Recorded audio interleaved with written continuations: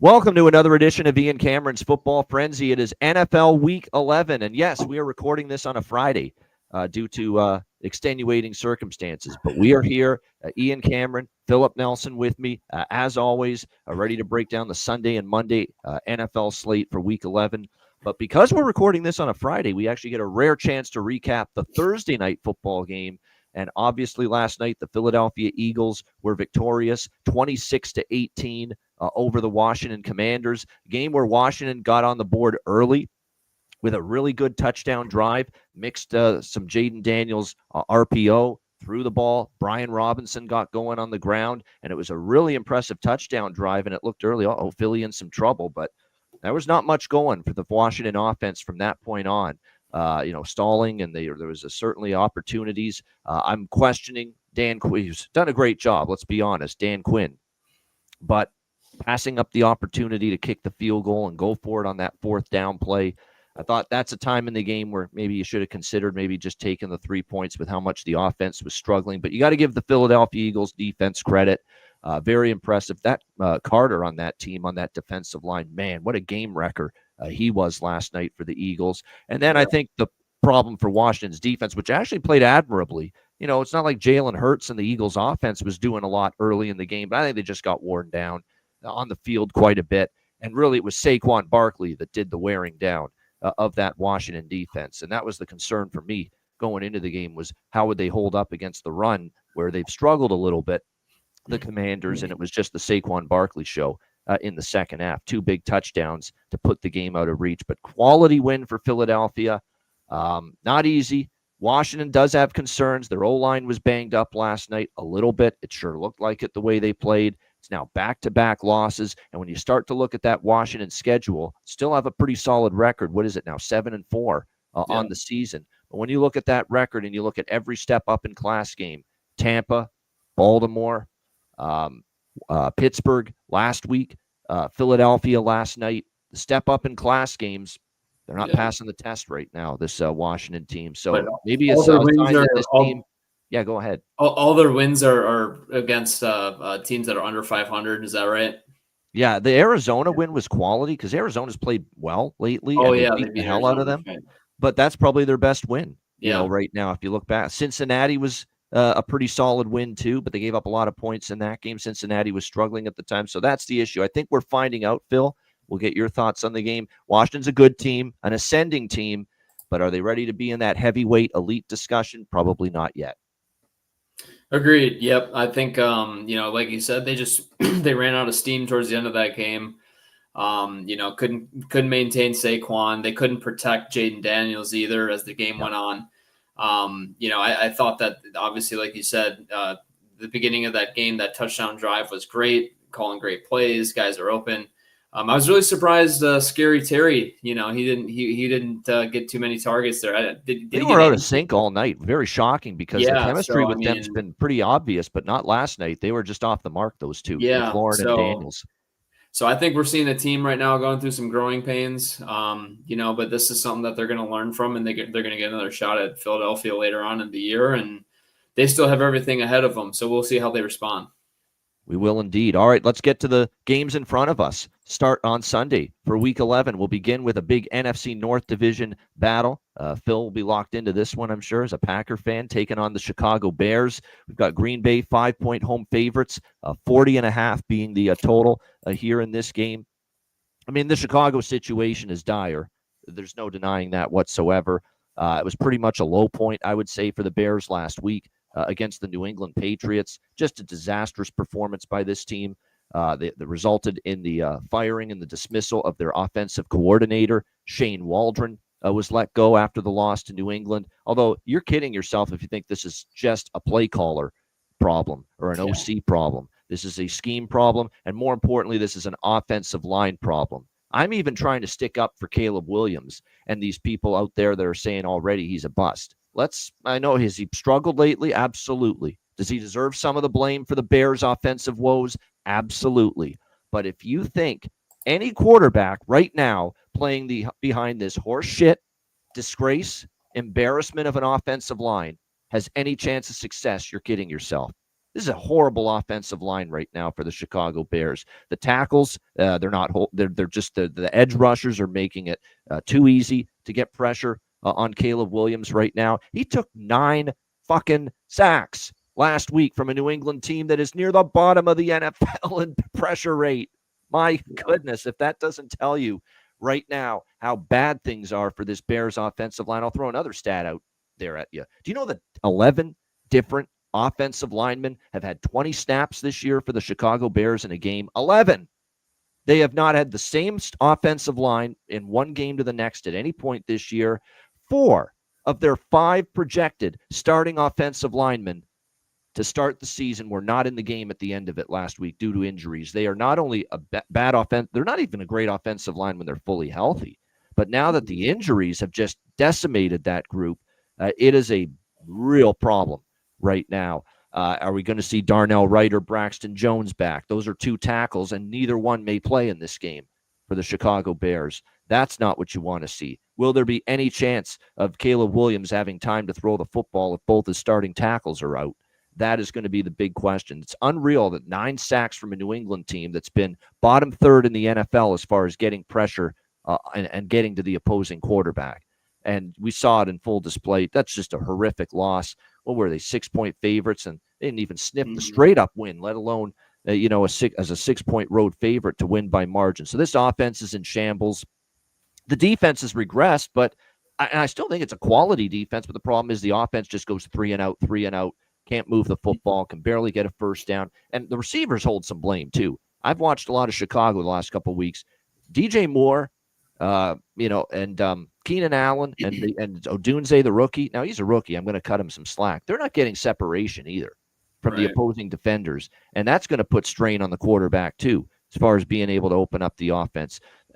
Everyone wants Eberflus's head on a spit right now. If you're a Chicago Bears fan, they're chanting fire Flus at the end of that New England game. It's an ugly situation right now for the Chicago Bears. Meanwhile, you've got Green Bay off a bye, and preceding the bye was that loss to the Detroit Lions in the quagmire, the driving rain of Lambeau that day, and it was just a really rough performance. I don't think Jordan Love was as 100% healthy that day either. He didn't play that great. You got to hope that the bye week definitely helps him as far as the groin issue. That's been hindering him a little bit because he really couldn't move. He looked a little bit like Deshaun Watson was early in the year in the pocket. Not a lot of mobility from Jordan Love. They had the bad pick 6 there, but I think he's had a lot of time to heal. The bye week should help that. From what I'm reading, from what LaFleur has said, Jordan Love himself, he's close to 100% this week, feels a lot better. So that should definitely help. The Bears do struggle against the run. Does that give, obviously, Josh Jacobs an opportunity to get the ground game going here for the Packers? Got to think that might be the case. There's just so many issues right now with Green Bay, with Chicago, rather. It's just difficult for me to back them. Now, we've seen a big adjustment. Betting markets, Phil, they've crashed on Chicago because the look-ahead line for this game before last week's result against New England, the point spread was only Green Bay -2 in this game. Wow. And look at it now, -5. It's just people are souring on this Bears team. And I know it's not a bargain right now with the Packers, and that's why this point spread's adjusted. People are just seeing that it's crumbling and falling apart, and all the injuries on the O-line for Chicago, the ineffectiveness of the offense, and that's why this point spread is ballooned. But I could still only lay it. It's lay it or don't play it for me with the Green Bay Packers. They're the better of these 2 teams. They're off a bye week and the loss prior to the bye against Detroit. There should be focus. Jordan Love should be a lot healthier. And I think this defense for the Green Bay Packers, which I think has the potential to get better and better, and we've seen signs of it. Detroit was a bit of a step back, but prior to the Detroit game, the Packers defense was improving. When New England is shutting down Chicago's offense, I'll have my faith that Green Bay can have a good chance to do the same. So for me, it's laying at the -5 here with Green Bay in this game. Phil, what do you think here? Packers, Bears. Well, first off, this whole Chicago offense is just crumbling apart. And I saw one stat that was really alarming. It was Caleb Williams ranks first in the league in holding the ball longer than 4 seconds after throwing the ball. He's not helping his offensive line at all with what he's doing in there. And I mean, you can just tell he is processing everything extremely slow. He wants to see his guys open before he cuts it loose. And that's just not how the NFL works. And then Sounds like, Phil, you're giving him more blame than the O-line. I'm giving the O-line more blame than him. See, and that's I think that's where I think there's a combination here for sure. I mean, they've clearly not done well, but I mean, you can see all the cut-ups of him just sitting there in the pocket, looking left, looking right, looking left, and he just sits there, and then all of a sudden, he's burping the baby. That's what we call it, just sitting in there burping the baby in the pocket. Never heard that actually. Good. Yeah, it's called burping the baby. Throw it. You got to get rid of it. And what he needs to realize too is when you take a sack in the NFL.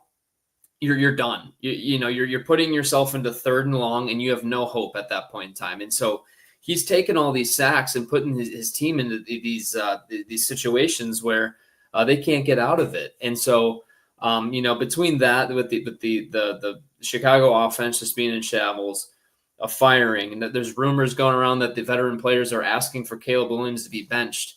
There's a lot of crap going on there. I think the Packers coming off this bye, I still think that the Packers have some things to figure out offensively. But I agree with you. Lay it -5 with the Packers, but I would lean towards an under here just because I don't think the Bears are going to score. And I don't know if the Packers offense is going to be considerably super hot by any means anyway. So you're either. So. All right, the under here for Phil for as far as the total here in this game. I could see it with the under. I'm not rushing to bet over. That's for sure. With the state of the Chicago offense right now, and the Chicago defense is ranked number 5 in EPA allowed per play, number 6 in success rate allowed. So very good numbers for the Bears defense. Still, it's just that they've been hamstrung by an offense that's just putting them on the field far too much, far too often in games. It reminds me of what we saw from Washington on the Thursday night game, where they're just on the field too much, and eventually you're going to get worn down. That's been happening week after week after week now for the Chicago Bears. And like I said, there were a lot of rumblings from Chicago Bears beat writers and reporters prior to the New England game that things were in a bad way, locker room dysfunction, dissent, frustration with the coach. And I said, well, wait a minute now. They do play New England at home. It's a get-well spot for Chicago. Let's see how it goes, and it couldn't have gone worse.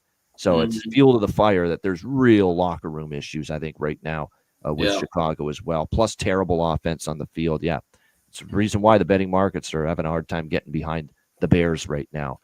Cleveland and New Orleans next up. We've got the Saints 1-point home favorites, 44 the total. Up and down week for me last week in the NFL, but one of the up parts of the week was taking New Orleans last week, buying into the coaching change, at least for 1 week working. Darren Rizzi, the special teams coordinator. You got me over. Yeah. You had Atlanta, right? Yep. Well, hey, you've gotten me a couple of times, I think so, on the show so far. But yeah, I just like the spot, and I didn't trust Atlanta. That was part of it. Like we're asking Atlanta to lay more than a field goal on the road. It's a little dicey for me to ask Atlanta and Raheem Morris, who, as I've said a million times, he's not Don Shula reincarnate from a coaching standpoint. So, like I said, I just thought for New Orleans it was an opportunity to get themselves, feel good. There was high energy in the practices after Dennis Allen got fired and Rizzi got installed as the interim coach. So I liked hearing that. Now, there are still concerns for the Saints. Let's be honest. They did get outgained by the Falcons. Falcons missed some field. It was not Younghoe Koo's one of his better games either, kicking for the Atlanta Falcons. They squandered opportunities. They did move the ball quite a bit against New Orleans. They just didn't finish it enough with points. And the Saints offense, really, Derek Carr had a couple of big play passes to Marquez Valdez-Scantling, but really other than that, they didn't really get a whole lot going. He had 2 touchdowns, believe it or not, in the win against Atlanta. This is still a team, though, without Chris Olave and Rashid Shaheed. I think they're both going to miss again for the Saints, their 2 best receivers. And that means, is Valdez-Scantling someone we trust to have that same great performance this week? Not so sure. The Browns, this is where you've got to do some digging and reading. And it sounds like Cleveland's saying all the right things. Like this is not going to be a playoff team, but they're coming out of a bye week, and the late season bye weeks matter. Oftentimes it's a way for the team to hit the reset button and come out with a great inspired effort. Will we see that from Cleveland is the question. They're saying all the right things. But one thing that's concerned me here about Cleveland, well, their defense, I think in this matchup, they've been solid against the run. In fact, very good against the run. So that could allow them to contain Alvin Kamara, who the Saints are going to try to get the ball to quite a bit, take pressure off Derek Carr. But when you look at it, Jameis Winston, the bye week should help him. He's coming off that bad performance against the Chargers. He's probably not as bad, Phil, as he played against the Chargers. He was really bad. And it's typical Jameis Winston. Has the incredible debut with the Browns against Baltimore, upset a great Ravens team. And then, of course, you come back and you fall flat against the Chargers. You don't play good at all. Right. That's Jameis Winston in a nutshell. But he's got coming off the bye. We'll see if he can bounce back, play better. And when you look at the Saints secondary, hasn't been great. They've also had injuries, and they just traded Lattimore prior to last week, so that's a weaker secondary. You can throw on them. The Saints have also had all kinds of problems against the run, but Nick Chubb hasn't been great since he's been back from injury. So is Nick Chubb finally going to get going, running the football for the Browns? We'll see. Here's where I sit with this game, Phil. We'll get your thoughts on it. I'm going to take my money. I'm going to Steve Miller Band this game. Great rock band from the 70s. I'm going to take my money and run. It's exactly what I'm going to. I'm going to take my money from last week with the New Orleans Saints and run. I'm not coming back to them this week. They got the one game bump with the coaching change. They didn't play great. Atlanta still outgained them significantly, made a lot of mistakes. Cleveland's saying the right things off a bye. I think just talent and overall health, outside of Watson, but who cares? Watson was terrible. So him being injured doesn't really matter. But I think overall they're getting healthier, Cleveland. Still a lot of injuries for New Orleans. Top 2 receivers, maybe their top 3 corners out. I'm actually leaning Cleveland +1 in this spot, but I don't love it. Phil, what do you think here? Browns, Saints.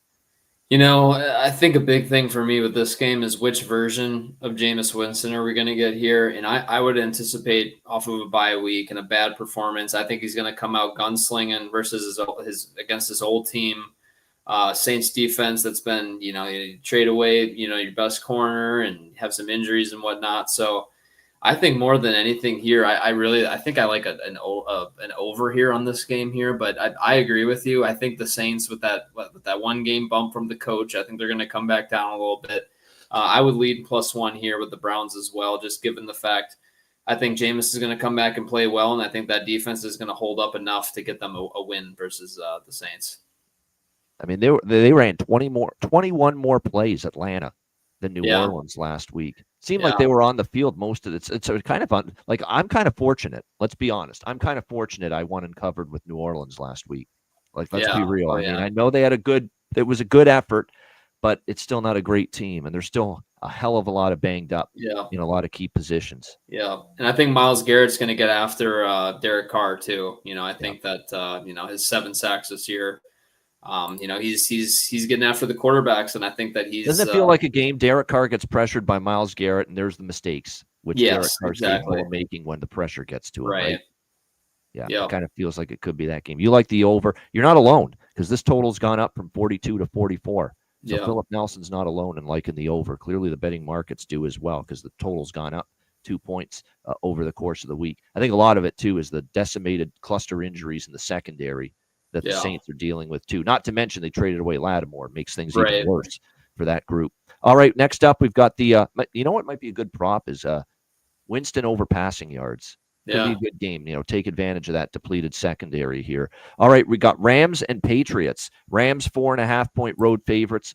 43.5 the total in this game. What was that from the Rams against a Miami Dolphins defense that had really struggled back-to-back weeks, and I mean really struggled as in gashed in back-to-back weeks against the Cardinals and the Bills in those back-to-back losses. And then all of a sudden, here's the Rams, whose offensive line was horrible last week in the loss to Miami. Matt Stafford was under relentless pressure. They made Calais Campbell look like he was in his prime last week.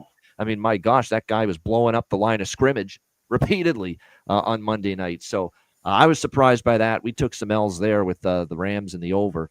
Neither one even close. Tough way to end the week. But nevertheless, disappointing for the Rams, who are still very much alive because that NFC West, no one is running away. All 4 teams are still alive. Rams, Seahawks, 49ers, and Cardinals have emerged as a team that could win the division right now, the way Arizona's playing at the moment. But the Rams are still alive. I think they're better than New England, but after what I saw last week, I'm very leery of asking them to lay 4.5 on the road, going all the way to the East Coast, and a Patriots team that's fighting the good fight. They lost to Tennessee 2 weeks ago in overtime, but the effort was good. They completely dominated Chicago. Now, a lot of that was Chicago sucks right now, especially on offense, but got to give the Patriots credit. go to Soldier Field and just romp over the Bears start to finish. Still playing hard for Gerard Mayo here down the stretch. And Drake May has clearly given them at least somewhat of an offensive jolt compared to Jacoby Brissett at the quarterback spot. So it's a pass for me. I don't really love either side here in this game, but after what I saw from the Rams, I thought I was going to for sure be on the Rams here. Didn't love what I saw. And I like the way New England's competing and fighting the good fight for a team that's obviously their season ended weeks ago. But they knew right away, hey, we're not making the playoffs. And yet you're still seeing, and I think they're rallying around their young rookie quarterback, Drake May. Yeah. What do you think here, Phil? Rams, Patriots?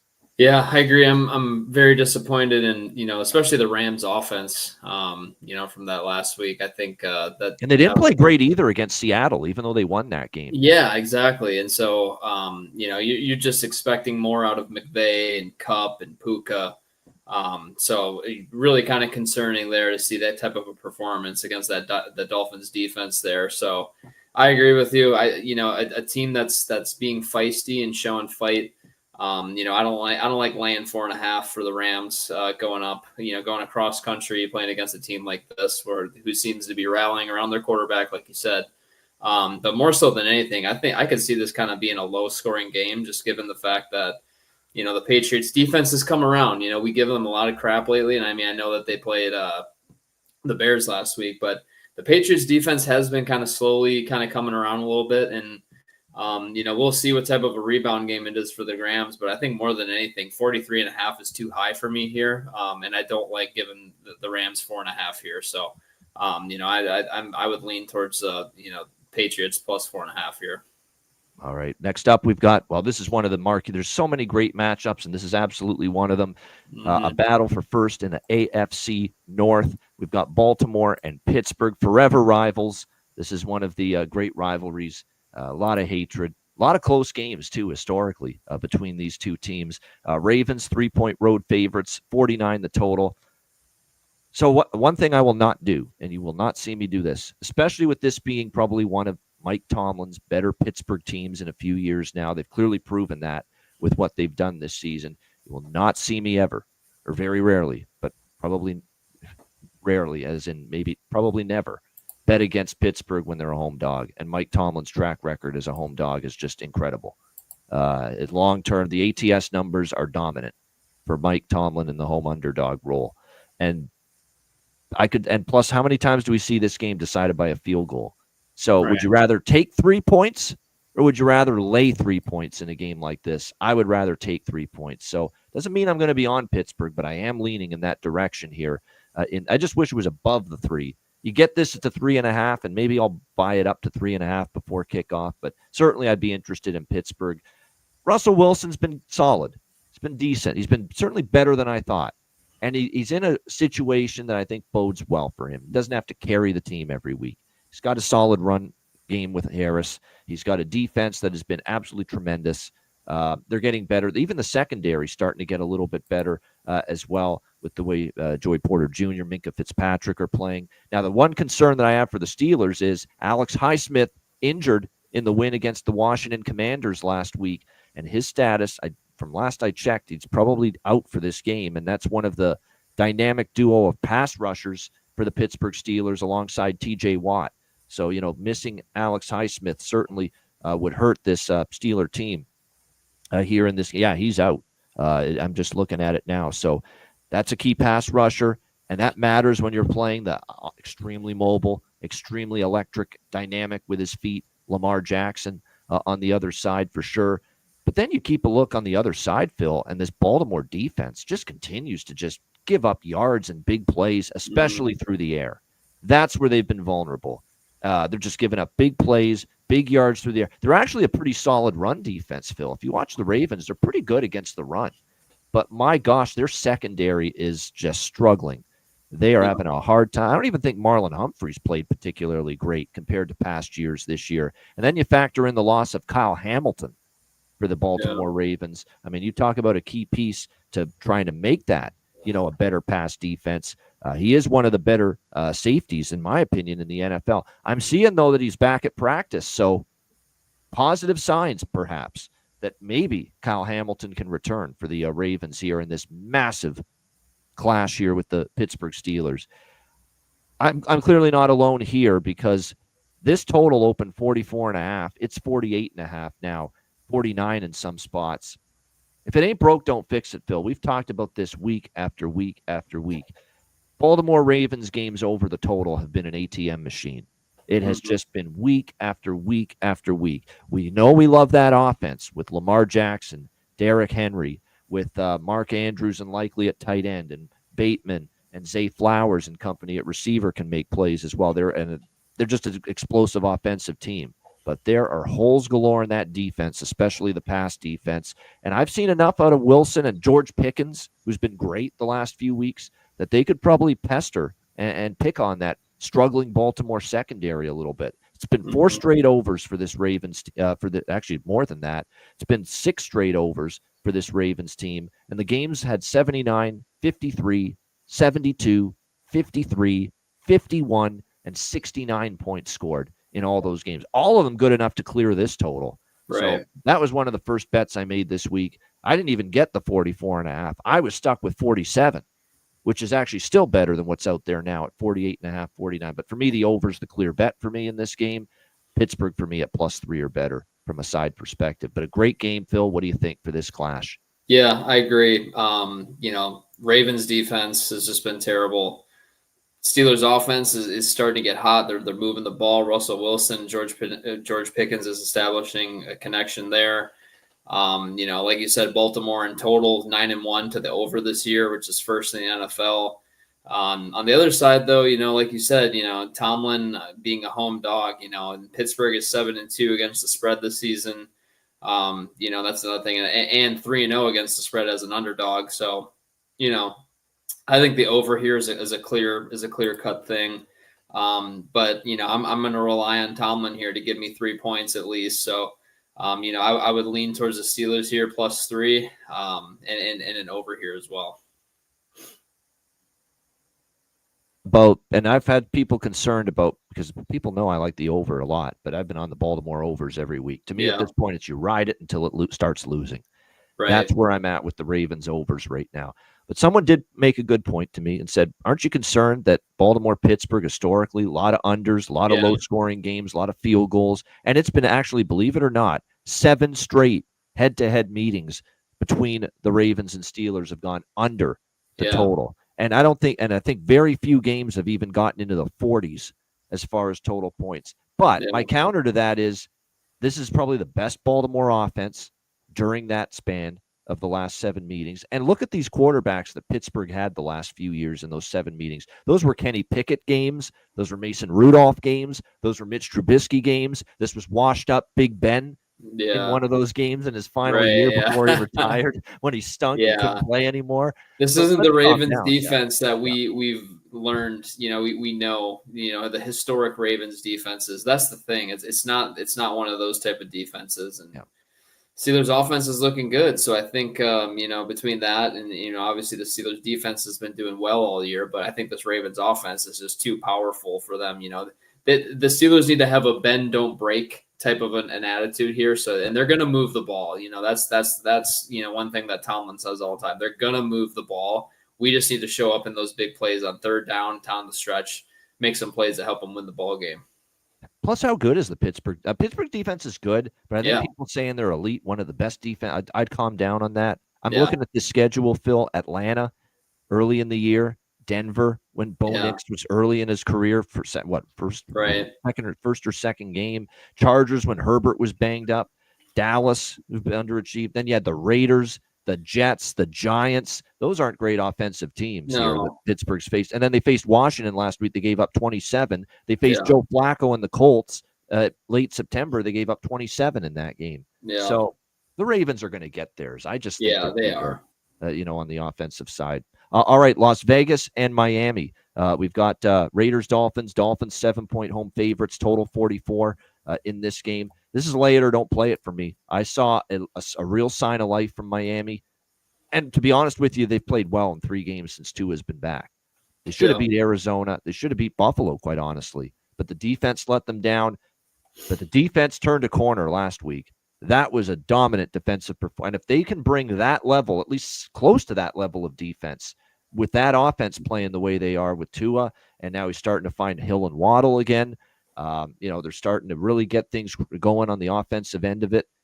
They're a team that can make a run. I think there's value in Miami making the playoffs, quite honestly, because their schedule is manageable down the stretch. They could go on a bit of a heater here, and they're saying all the right things. They feel that last week's win and the close calls against – could you imagine if they had won one or both of the Arizona and Buffalo games? Yeah. They really would be very much alive in the playoff race. Instead, they've still got a lot of work to do.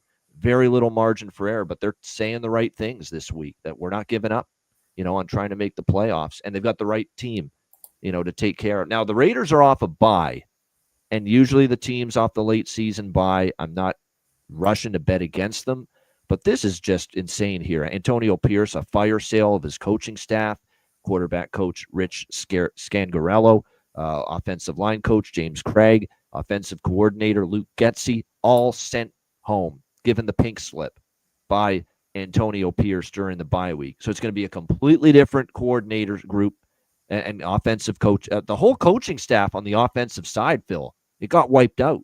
Quarterback coach, O-line coach, offensive coordinator Luke Getsy. Bears fans aren't shocked that Luke Getsy got fired because Bears fans didn't like him when he was coordinating that Chicago offense. So it's a brand new offensive coaching staff with limited weapons on offense, and an O-line that's had some issues. Gardner Minshew at quarterback, the mustache man. And you're going to try to, I know it's a bye week, which helps a little bit, but you're going to try to just all of a sudden change this much on the offensive side of the football and expect it to work going on the road against a team that I think now has some new life after the dominant win against the Rams. The only thing I don't like is Miami's on a short week. They had to travel from Monday night from L.A. back home. But I still like them. I would only look to laying it with Miami, -7 here. Miami in a teaser is even better. I like Miami as a teaser leg down to -1. That is, to me, a great teaser leg. Maybe a Dolphins team total over as well. I would prefer that than the full game over because your guess is as good as mine what this Raiders offense is going to look like. Right. With Gardner Minshew, not many weapons now, especially after Devontae got traded. And the fact that, again, it's a brand new, completely new coaching staff on the offensive side. So Antonio Pierce rolling the dice, it's going to make a difference. I'm going to have to see it before I believe it. Phil, what do you think here? Raiders, Dolphins? Yeah, I agree here. I mean, I'm, Dolphins all the way here, -7. I can't place any sort of a bet on the Raiders offense with this much reconstruction going on.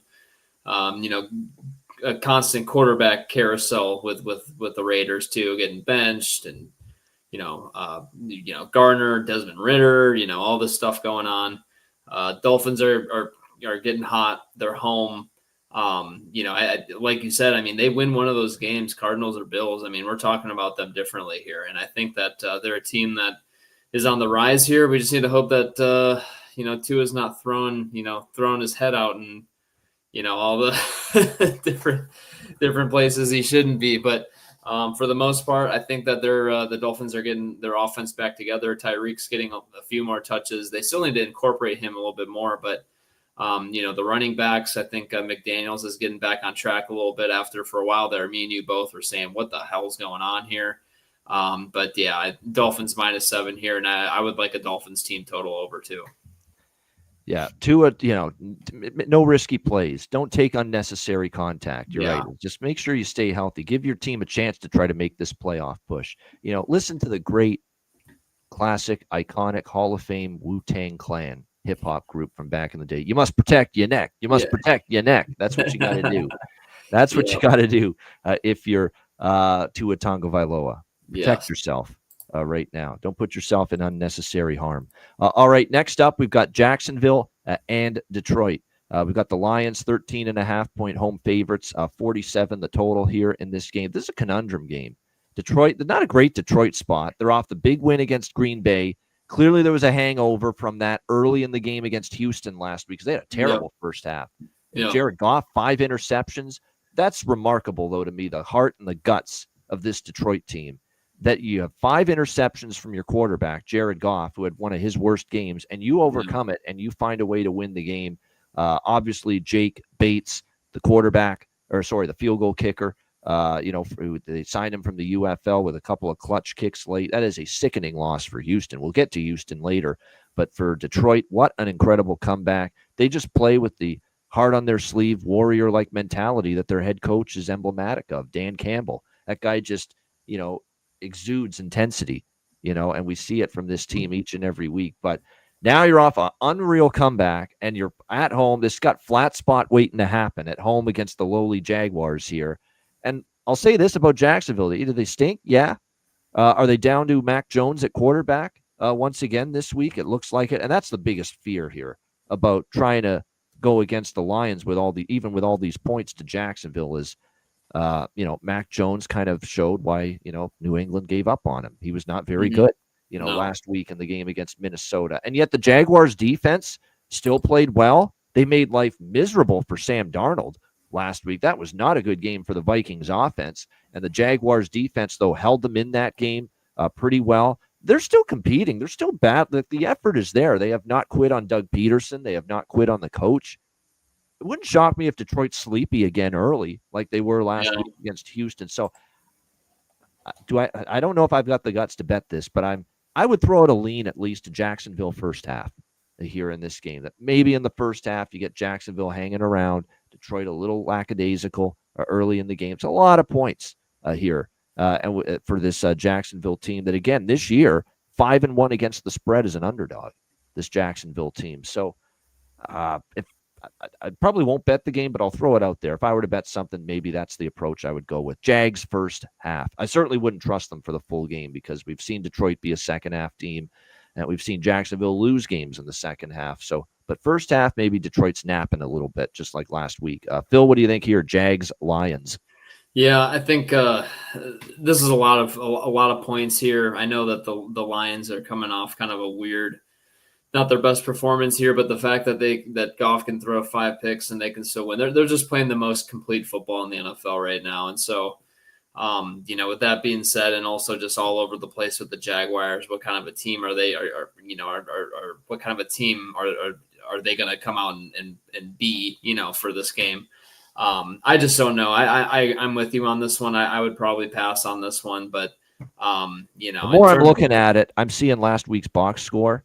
The total yards were 402 to 143 for Minnesota. 402 to 143. Yeah, that's unbelievable. Implosion in the red zone and interceptions from Darnold. Because remember, Jacksonville only scored 7 points. Well, exactly. Horrific. And that's what scares the piss out of me about taking Jacksonville. I would take an under here, if anything. I just don't see the Jaguars moving the ball. But the Lions will win. It's just a matter by how much. But I would lean towards an under here, and I don't expect the Jaguars to score. Yeah, under, Jags team total under, perhaps, for this one as well. All right, speaking of Minnesota, we've got them going to Nashville, Music City, to take on the Tennessee Titans. Minnesota 6-point road favorites, 39.5 the total in this game. This is probably going to be a pass for me. I'll just admit it. There's going to be some games you don't have a strong opinion on. This is it. I find it very difficult, Phil, to take a team in Tennessee. Then we cashed a ticket, or at least I did, and I think you were on board with the Chargers last week against the Titans, laying the 7. We said, I think that number's short. Chargers should win that by double digits, and that's exactly what they did. 27-17. It was actually 27-10. And then Tennessee got one of those garbage, 2 minutes left touchdowns. Chargers with the passive prevent defense, but they were out of that game pretty much. And then you look at Tennessee though on the season. We know Tennessee's bad. Okay, people betting NFL football, the betting markets know that Tennessee is bad. But sometimes even bad teams, there's point spread value, and you're able to make some money with them. Not this Tennessee team. 2-7 straight up, 1-8. Against the spread this season. 1 point spread cover for this Titans team. That's it. So it's and 5 straight that they have failed to cover as well. And the only win was against New England. They had a win at Miami, but that was the Tua-less Miami Dolphins back then. That being said, Phil, Minnesota's got problems right now. Yeah. Real problems. Sam Darnold is regressing at an alarming rate. 5 interceptions in the last 2 games. For Sam Darnold in the last 2 for the Vikings against remember, he didn't play that great he played good in the second half. They got it going. Yeah. But he was turning the ball over. There was a bad interception in the end zone early in that Indianapolis game on Sunday night. And then last week against Jacksonville, 24 for 38, but 3 interceptions. against a Jags defense that really hasn't forced a lot of turnovers this year, I am concerned that the old Sam Darnold issues are returning again. Brilliant first half of the year, especially September, where he was just playing at a level we've never seen out of Sam Darnold before. But I think he's zoning in on Justin Jefferson too much. I really do. And I think, you got to remember there's other receivers. They're going to try to take away Jefferson for sure. And he's not making good decisions. If I'm going to lay 6 points on the road with someone, their quarterback can't be turning it over like Sam Darnold has the last 2 weeks. So for that reason, it's why I'm not going to be on Minnesota. Titans as a home dog. There are some systems out there that say Tennessee's the play here, but I can't do it. They're bad. I don't trust Will Levis. They had a nice drive early in the game against the Chargers and really did not a whole lot after that against that great Chargers defense. The Minnesota defense is still pretty good, and they've gotten it back on track. They played good against the Colts. They shut down Mac Jones and the Jaguars last week. They might be able to shut down Will Levis and the Titans here as well. So, got an ugly lean to Tennessee, but I don't have the guts to take them in that 1-8 ATS mark. Can't do it. What do you think here, Phil? Vikings, Titans. Yeah, I think Darnold's back to those mindless interceptions. They have some issues offensively, clearly that have been shown the last few weeks. Like you said, the defense is still great. I think the Titans defense is still playing rather well. Besides their game against the Lions, which was a lot of stuff going on there, but for the most part, I think the Titans, the full story isn't told in statistics with their defense. I think their defense is still playing decently well, and I think that more than anything here, I would expect a lower scoring game. But I agree. I think the Vikings are going to come out, but who knows by how much. I just think that both these offenses aren't going to move the ball very much, so I would lean towards an under here on this game. Low total, but low for a reason. It sure looks like with where this total is right now at 39, pretty much across the board here. Yeah, 39 and a half, down from 41 and a half, which is where this total opened. All right, this is the last of the early games on Sunday, 1 p.m. Eastern. Indianapolis Colts and the New York Jets. Jets 4-point home favorites, 44 the total. Didn't we call it last week? I know they look good against Houston, right? And think, maybe the Jets have a run in them to get back into the playoff race, that Thursday night win. But the offensive line issues, top 2 receivers out, short week on the road, and Houston was right for the picking. Jets were good enough to take advantage. But we both felt like it would be so Jets to turn around off that great win and just give it all back. Yeah. And how do you come out and start that game like that last week against Arizona? Like that did that defense even try? It didn't look like it. The defense was pathetic. Like Arizona in that first quarter, they went right down the field. Touchdown, touchdown, touchdown right away early in that game. And it was over. It was over by halftime. They could not stop Kyler Murray. They could not stop James Conner. Marvin Harrison Jr. has a touchdown reception. How does the Jets defense look that bad? Like Arizona was just carving them up. There's receivers running wide open. Couldn't stop the run. What's emblematic of the Jets defense? And everyone was talking about this one play. Open field early in the game when it was, I think, already 7-0 Arizona. And 7-3. They had the ball back. Third down. Chance to get off the field. Trey McBride makes the catch in the open field. Sauce Gardner's got him wrapped up and can't make the tackle. McBride, who's a big man, though, we've got to give him credit, breaks out of there, gets the first down, and that eventually it leads to another touchdown for Arizona. That's a symbol for the Jets defense. Overrated as hell. Every one of this group is overrated. Quinnen Williams is overrated.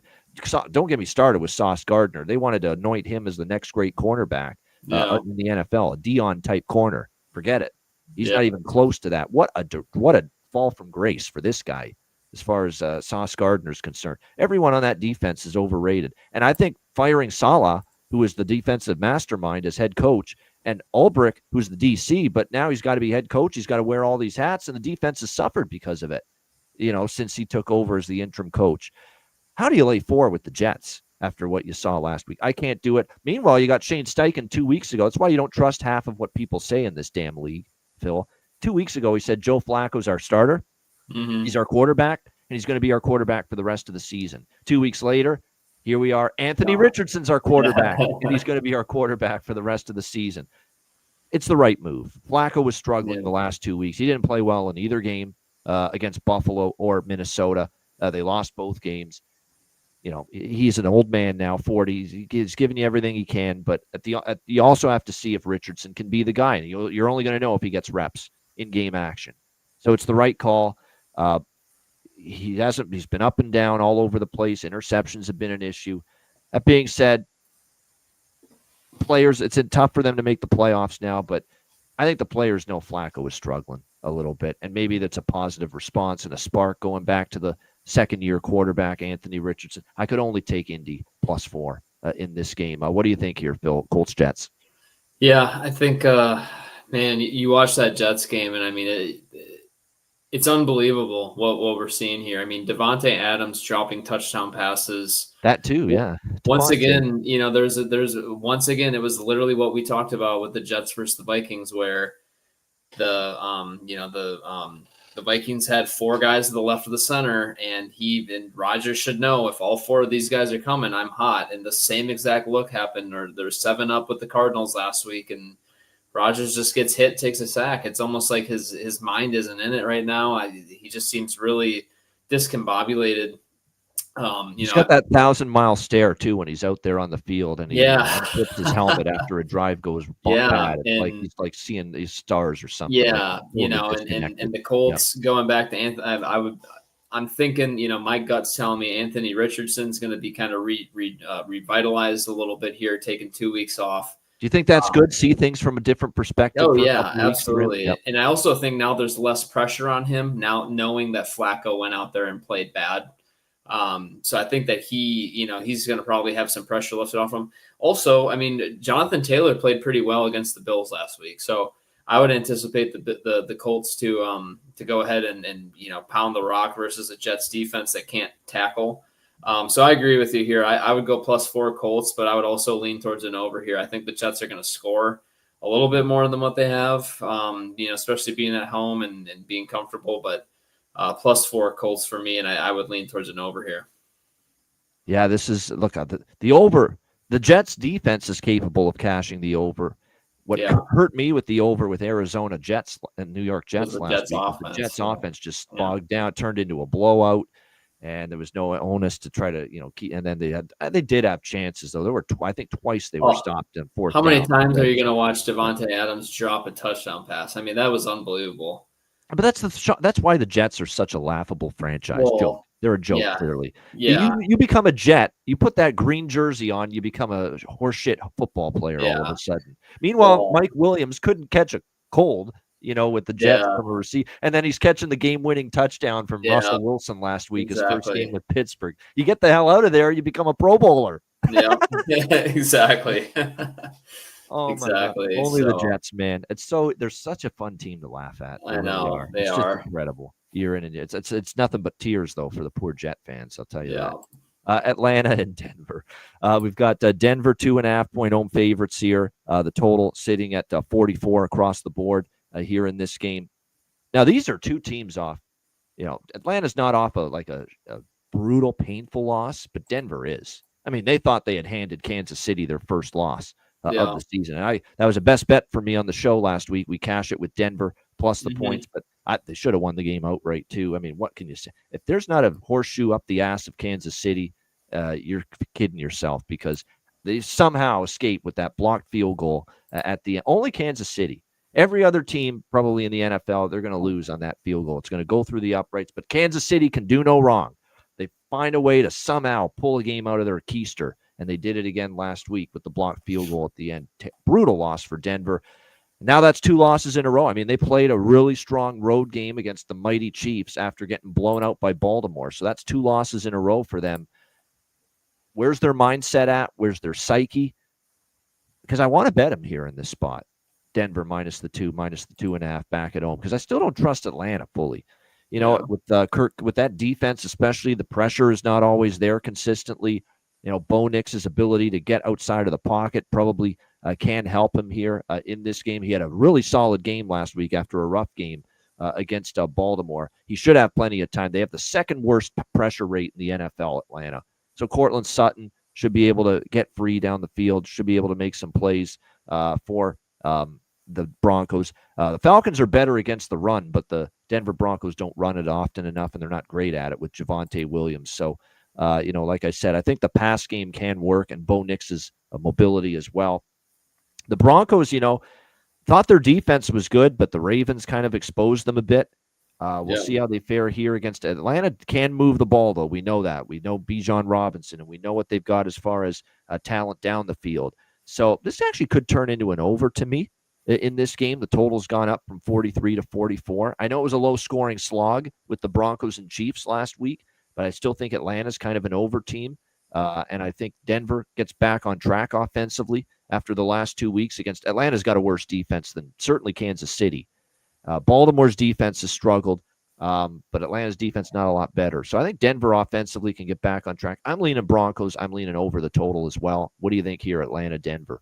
Yeah, I think after that loss last week, I think that's a big confidence booster for the Broncos here. I think that this defense is very legit. We saw that. I mean, their pass rush was all over Mahomes. I mean, a lot of that might have been the Chiefs' left tackle. But still, this Broncos defense is absolutely legit. But I do think that the Falcons, they have enough weapons to neutralize that slightly.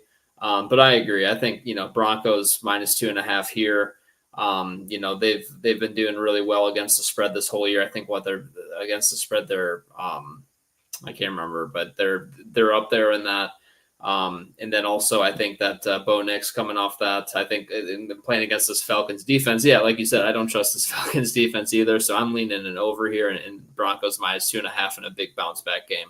I mean, they gave up 2 big bombs from Carr to Marquez Valdes-Scantling, who's been bounced around from one team to the next year the last few years. It tells you all you need to know about the Atlanta, defense right now. No question about that. Here's the thing that the more I look at this, Phil, might be onto something with this. Over might be a really good bet in this game, because I'm looking at these numbers here.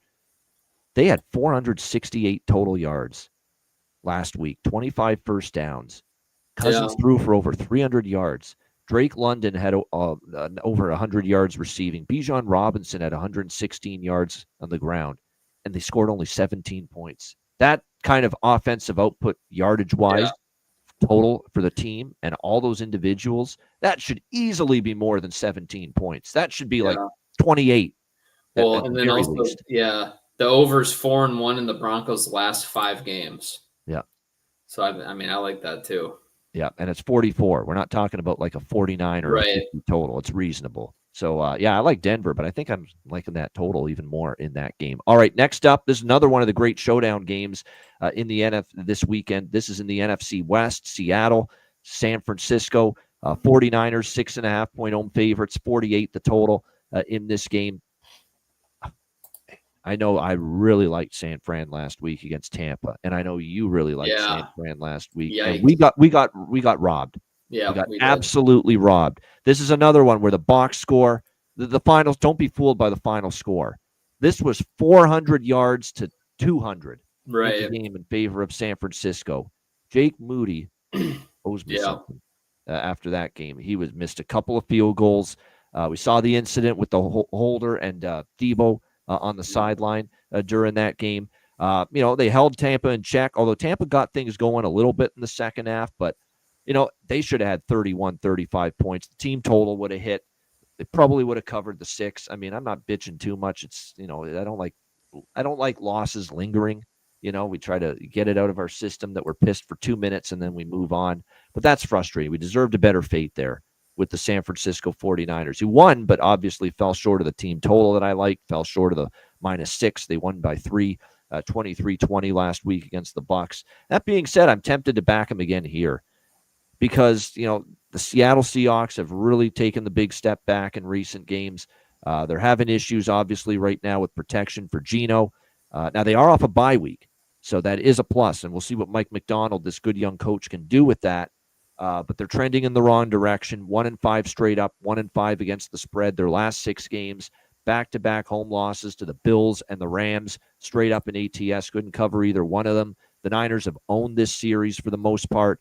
6 straight wins for San Francisco over Seattle, and I think all of them by a minimum of 12 points. So double-digit wins as well in all 6 games for San Francisco over Seattle. So I'm probably going to try it again with San Francisco. I mean, I know they They let me down. They let us down last week. Yeah. But at 6.5, I lean San Francisco and the team total over again. The same two bets that I liked last week in that game.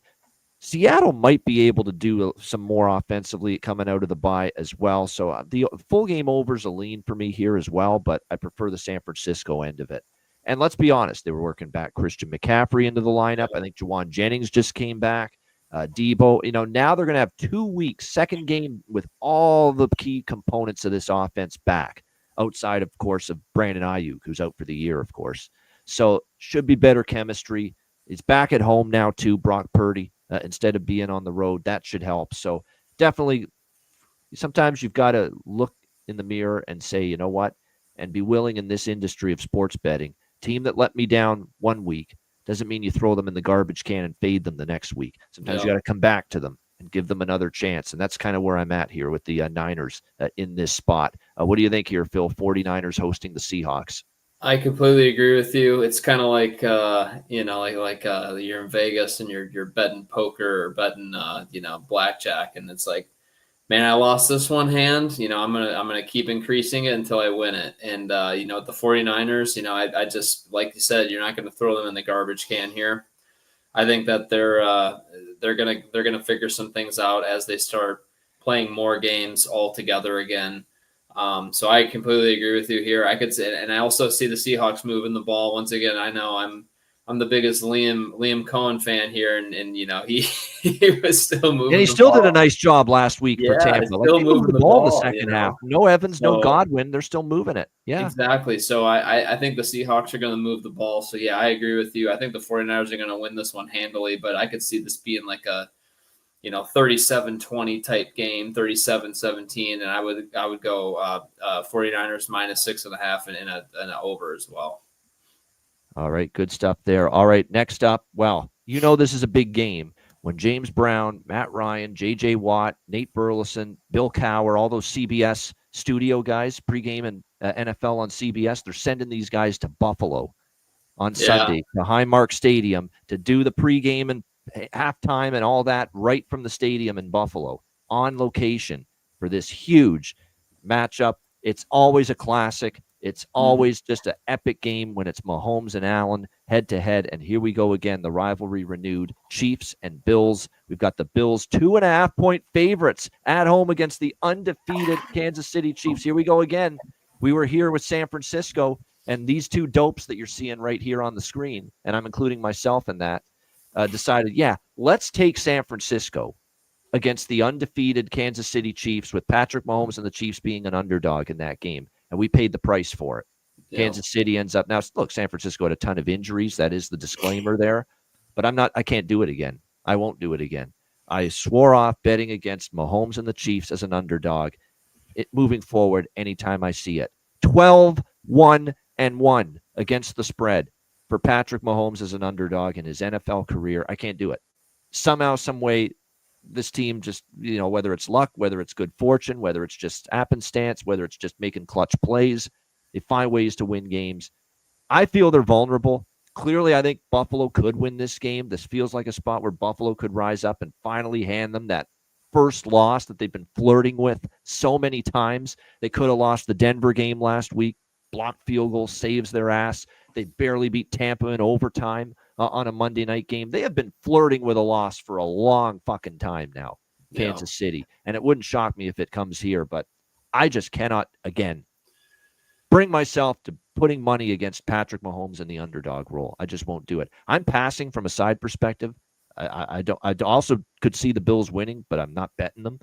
The total's in a good spot. Maybe the over lean here, simply because spotlight game, both quarterbacks kind of want to show their stuff, show out in a game of this magnitude. 46, and even though we know both defenses are capable, let's not forget last time Buffalo faced a pretty good offense in their home stadium, Miami. They struggled against Tua and the Dolphins, and that game flew over the total with 57 points in that game. I would lean over. Plus, we've started to see some overs with Kansas City.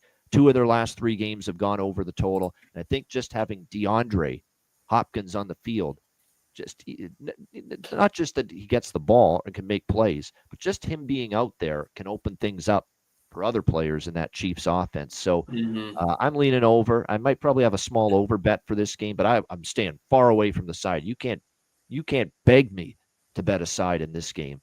I'm certainly not going against Chiefs as an underdog. Made that mistake once. I didn't do it last year. I was riding Kansas City in the playoffs, and I said stupidly earlier this season, let's take San Francisco against Kansas City in the underdog world. 12-1-1 against the spread is enough to keep me off betting against the Chiefs and Patrick Mahomes as an underdog. What do you think? Obviously, Phil, this goes without saying. This could be another thriller between these two big-time rivals. Great game. What do you think, Chiefs, Bills?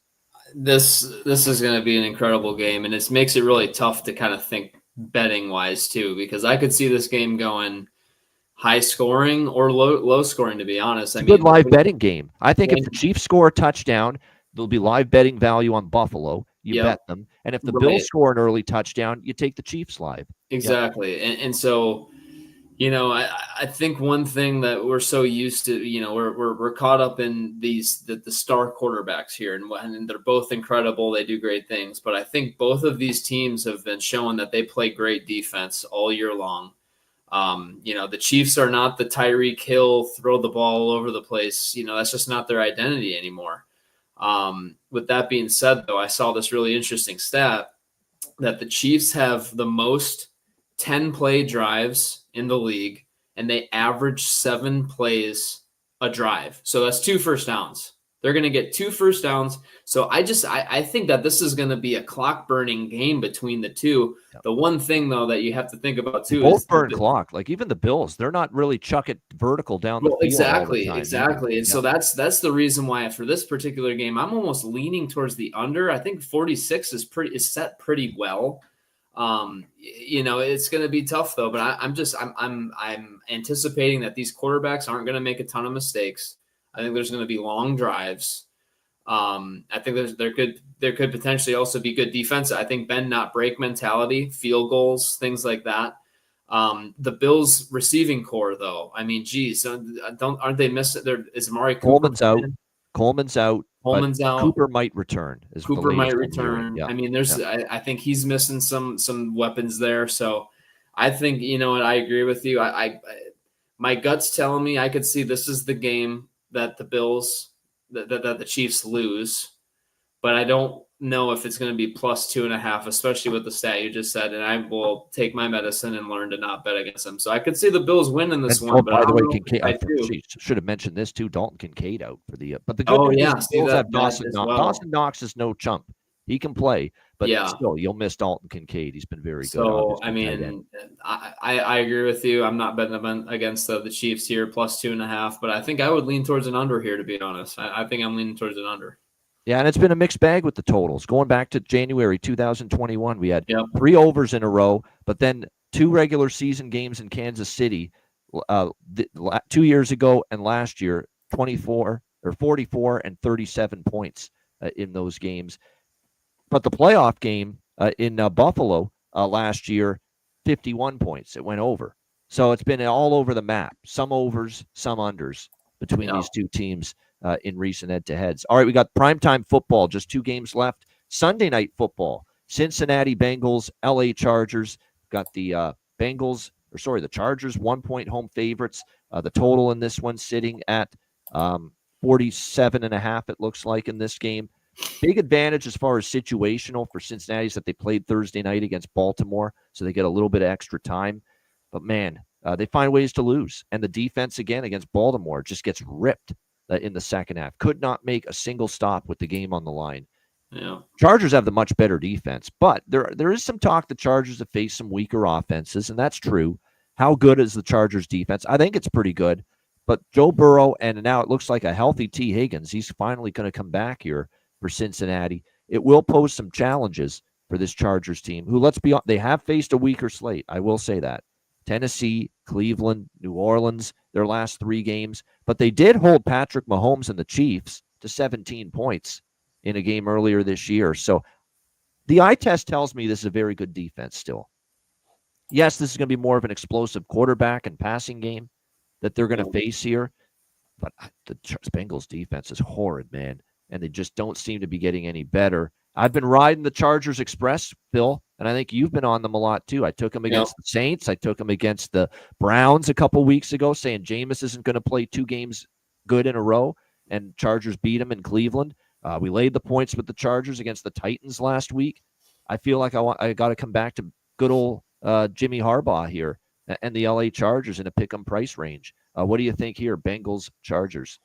Yeah, I agree with you there as well. I think that I don't know. I go back and forth. I don't have a strong opinion on this one, but I have seen that the Bengals are 3-5 coming off a loss, and I think that there's sense of urgency here. And I keep saying that about these Bengals is that they need to have this sense of urgency if they're coming back. I do think that this is a whole different beast offensively that the Bengals are presenting to this Chargers defense.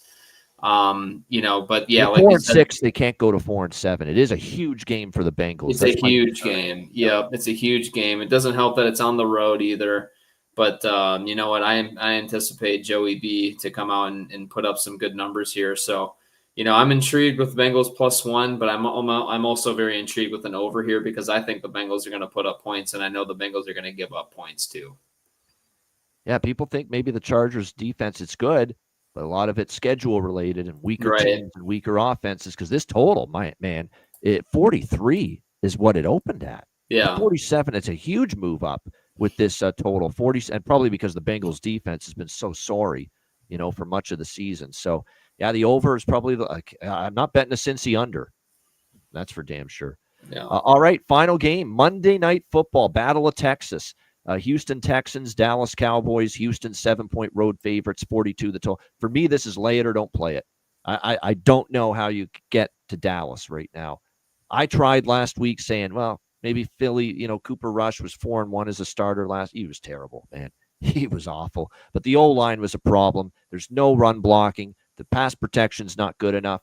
I don't think C.D. Lamb is 100% healthy either. I think he's nursing something, and they have nothing at receiver really outside of him.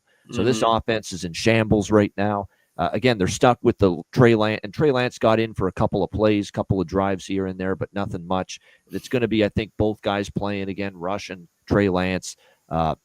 Didn't like what I saw at all. They're now 0-4 straight up, 0-4 against the spread this season. They're also 0-4 straight up, 0-4 against the spread at home this season. They have just been destroyed at home here at Cowboys Stadium. No, not a win and not a single point spread cover. All 4 of their home losses outside of the Baltimore game were by double digits.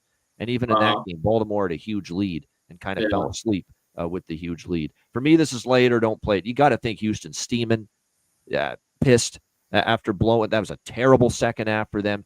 Blowing that game against a team where their quarterback had 5 interceptions. All the credit to an amazing Lions team showing why they're contenders. But you can't lose that game if you're Houston. You've got to find a way to bring it home. They didn't. I think they're maybe out for blood here in this game. And Nico Collins, we thought he could be back last week. They held him out one more week. He is back this week. And I think, look at the numbers historically for the Houston offense and C.J. Stroud with and without Nico Collins. It's night and day.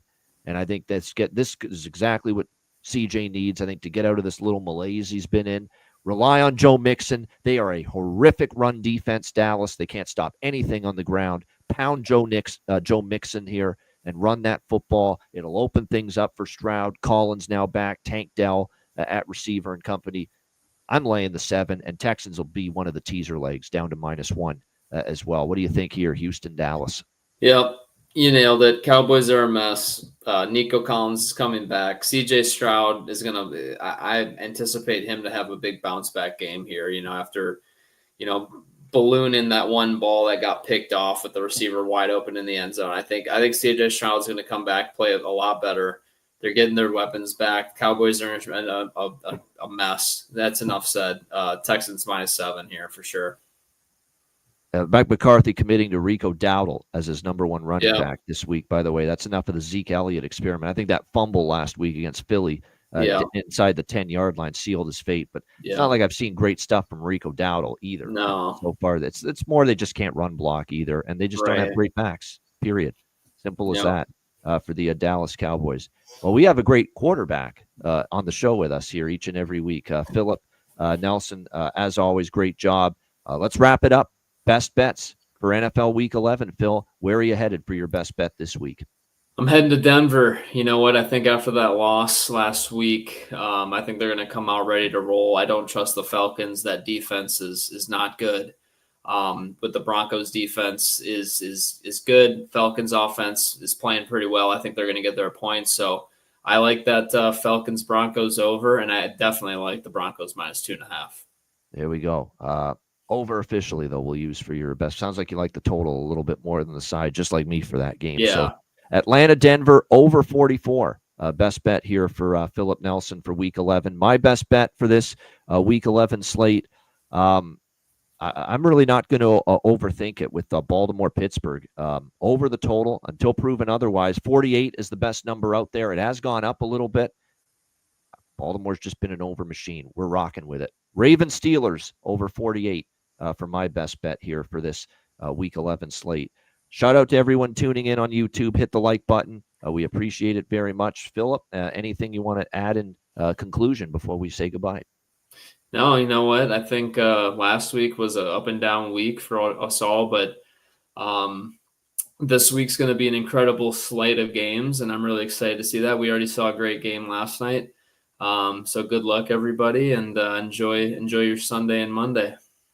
We will find some time, and Philip's, I can only imagine, because I know how it is for him personally, but I can only imagine from what he tells me about how busy it is. He's got, family, a very young baby girl, of course, and work, travel for it. But we will find some time when the college football playoff, just before it all starts, to get him on for some college football talk at that time. Because the playoffs, we'll see what the schedule looks like. It is December. I get it. Now Christmas is coming now, and you know what that's. I know. We'll try anyway. the rankings though so far, holy crap! I mean, everyone's in an uproar about those. So kind of interesting to see what the committee has done so far. But that seems that's a little weird. That seems a little off to me. Yeah, I know Greg McElroy and all these guys on ESPN are screaming and yelling about the rankings. I couldn't give two shits about them. They're going to change a million times between now and the end of the college football season anyway. So just give me the damn matchups. Give me the point spreads. Give me the totals, and I'll be ready to rock. Who cares who's playing who? I'll be ready to go, just like Philip is every week here on the Football Frenzy Show. Great stuff. For Philip Nelson, I'm Ian Cameron. Have a great weekend. Enjoy NFL Week 11, and good luck. And we'll be back with you next week for the NFL Week 12 edition of Ian Cameron's Football Frenzy.